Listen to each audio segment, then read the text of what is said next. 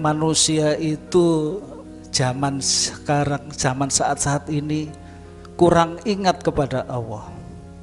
Ya sebetulnya seperti wabah ini karena manusia sudah jauh dari Allah. Dengan adanya wabah ini, Allah itu dengan kasih sayangnya memberi wabah ini biar manusia itu ingat, biar manusia itu mendekat kepada Allah. Memang ada sebagian orang justru wabah ini ya membuat tidak nyaman, menjadi siksaan. Ya memang itu gambaran dari sikap dan perilakunya sendiri. Kalau kita tidak ingat dengan adanya wabah seperti ini, tidak ingat kepada Allah, terus dengan apa lagi kita tidak semakin mendekat kepada Allah? Terus Tuhan itu akan mendatangkan yang lebih dari ini atau bagaimana? Kalau orang beriman, kata beriman, kalau nggak diuji, ya hanya sekedar kata saja. Apakah manusia mengira bahwa mereka akan dibiarkan begitu saja karena mereka berkata kami beriman dan mereka tak akan diuji? Orang yang dicintai oleh Allah itu pastinya juga ujiannya sangat berat. Kalau kita gak dicintai oleh Allah ya dibiarkan begitu saja. Am hasibtum an tadkhulul jannah. Apakah kamu mengira kamu akan masuk surga padahal kamu belum pernah mengalami seperti apa yang dialami orang-orang sudah lalu sebelum kamu? Kesengsaraan dan malapetaka telah menimpa mereka dan mereka diguncangkan sehebat-hebatnya sampai-sampai utusan dan orang yang beriman dengan dia berkata, kapankah datang pertolongan Allah? Jadi para nabi, para orang-orang tulus, orang yang mendapat petunjuk itu memang sudah diuji.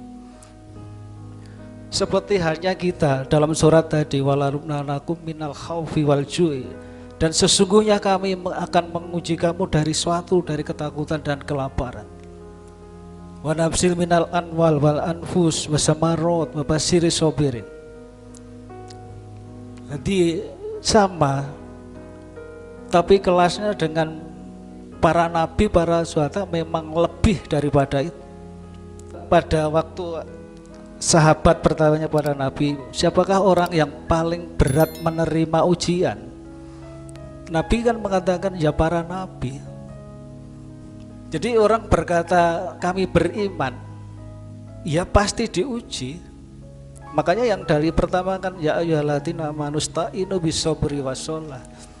Orang yang sabar itu orang yang telah melalui proses kehidupan, cobaan bermacam-macam tapi dilalui dengan sabar. Yang mendapat kabar baik itu orang yang sabar, orang yang telah melalui proses tadi, proses ujian, tapi dia dengan sabar melakukannya, dia akan memperoleh kabar. Jadi bukan kabar baik itu bagi orang yang berdoa, bukan. Orang yang telah diuji keimanannya dengan tadi. Jadi yang orang yang diuji dengan kesengsaraan, kehilangan harta, kehilangan jiwa, kehilangan beban, dia sabar, dia yang akan memperoleh itu. Sampai orang itu berserah diri kepada Allah. Jadi berserah diri itu artinya apapun sangat bergantung kepada Allah. Maka barang siapa berserah diri kepada Allah, niscaya ia mendapat petunjuk ke jalan yang benar. Istilahnya berserah diri ini kan melalui proses yang panjang,